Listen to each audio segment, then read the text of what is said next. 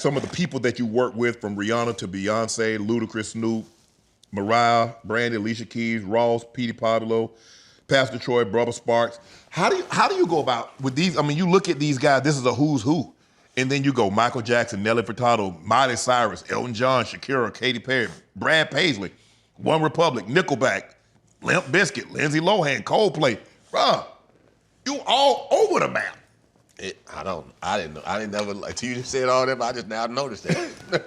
I just look at it like my job. It's music. Yeah, it's music, and I still got it. Doesn't matter the genre of music. It can be country, it can be, R&B, it can be pop, it can be whatever. Because I know I'm going to bring my swag to it. Right. So to me, it's like another day at the office. Right.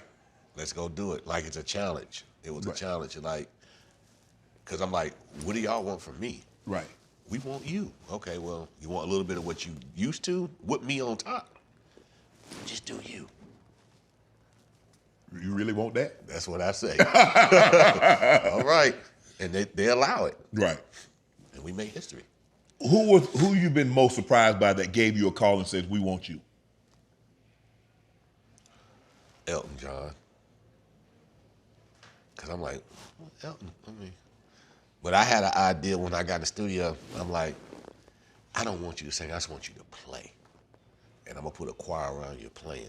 Okay. So he was like, so what do you want me to play? Just whatever. Just go. So you tell Elton John to just play, you're going to put something around him. Is that normally what you do? Or do they ask for, it's like, okay, this is what I have. Okay, how do you enhance it?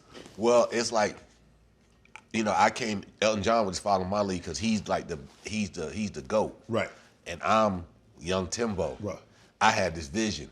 So it was like he was following my lead. Okay. You know what I'm saying? Because it wasn't what I guess he was used to working with. Right. But I knew who Elton John and his talent, and I knew my favorite song was Benny and the Jet.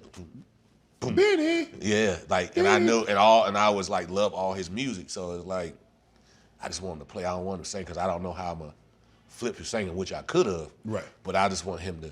I want to showcase his art or what he gifted was in his playing. So I said I had this beat. I said, let's play to this. Let's play.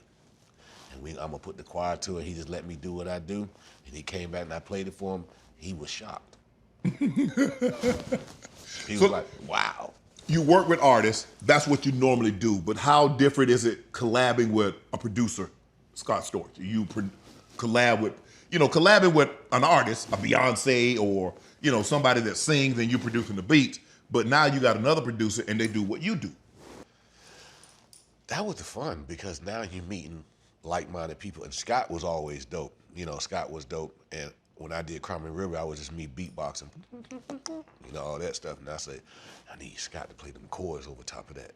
And I called Scott, and he was right there, and he did it. And he started adding his sauce. I knew Scott he was incredible. Right. You know what I'm saying? Scott had a gift. I guess Scott is like, I look at Quincy Jones as he developed his team in that younger age. Mm-hmm. It's the same thing. And Scott was the guy with all the soul. The Roots knew who he was. That's why he came up with the Roots and all that. And Scott was like a perfect person to collab with because it's like LeBron and AD, when you put a great team together. It's like I could pass the ball to him, I know he's gonna get 20. Right. You know what I'm saying? Scott was the guy. His soul was just like my soul. We was like musical soul brothers. Right. You know what to do. Hit the subscribe button and become an official member of Club Shay Shay, where we do something before two something.